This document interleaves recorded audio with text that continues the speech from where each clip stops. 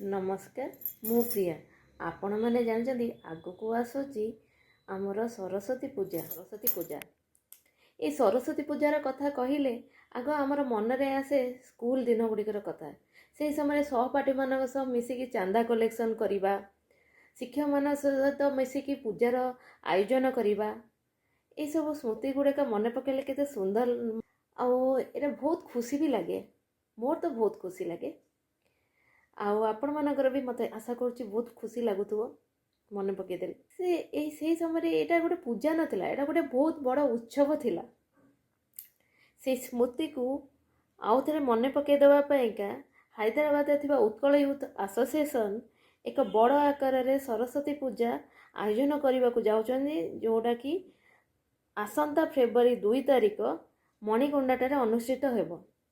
से